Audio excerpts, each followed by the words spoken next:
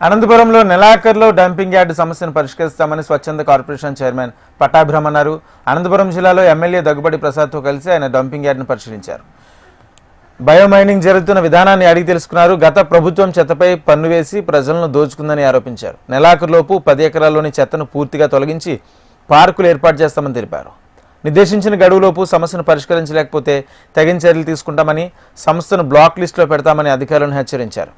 ఎన్నికలు ఇచ్చిన హామీ ప్రకారం డంపింగ్ యార్డ్ ని త్వరలోనే తరలిస్తామని తెలిపారు.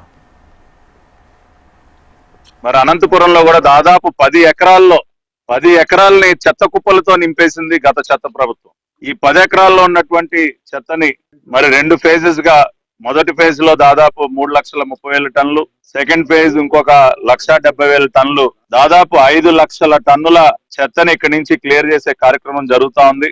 ఈ బయోమైనింగ్ యాక్టివిటీ చేస్తున్నటువంటి సంస్థను కూడా గట్టిగా హెచ్చరించడం జరిగింది. ఈ నెలాఖరు లోపు ఏదైతే ప్రాసెస్డ్ వేస్ట్ ఏదైతే ఉందో, 1,00,000 టన్నులు ప్రాసెస్ చేయబడినటువంటి వేస్ట్ ఏదైతే ఉందో దాని డిస్పోజల్ ని ఈ నెలాఖరు లోపు పూర్తి చేయాలని డెడ్ లైన్ విధించడం జరిగింది. మరి ప్రాసెస్డ్ వేస్ట్ లో ఉన్నటువంటి ఆర్డిఎఫ్ గానీ, ఇనర్ట్స్ గానీ, సిల్ట్ గానీ ఇవన్నీ కూడా ఈ నెలాఖరు లోపు డిస్పోజ్ చేయాలని గట్టిగా టార్గెట్ విధించాం. మిగిలి ఉన్నటువంటి చెత్త ప్రాసెసింగ్ కూడా సంక్రాంతి నాటికి ఆ ప్రాసెసింగ్ యాక్టివిటీ పూర్తి చేసి జనవరి నెలాఖరికి మరి ఈ డంపింగ్ యార్డ్ లో ఇంకా పాత చెత్త అనేది లేకుండా చేయాలని గట్టి సంకల్పంతో పనిచేస్తున్నాం. పట్టణానికి సంబంధించి ఏదైతే గౌరవ ముఖ్యమంత్రి గారు గత ఎన్నికల సందర్భంగా ఏదైతే హామీ ఇచ్చారో ఆ హామీని ఖచ్చితంగా నెరవేర్చి ఇక్కడ ఉన్నటువంటి ఈ లెగసీ వేస్ట్ మొత్తాన్ని కూడా క్లియర్ చేసి దీనిని ఒక సుందరమైనటువంటి గ్రీన్ స్పేస్ గా, పార్క్ గా తయారు చేయబోతున్నాం.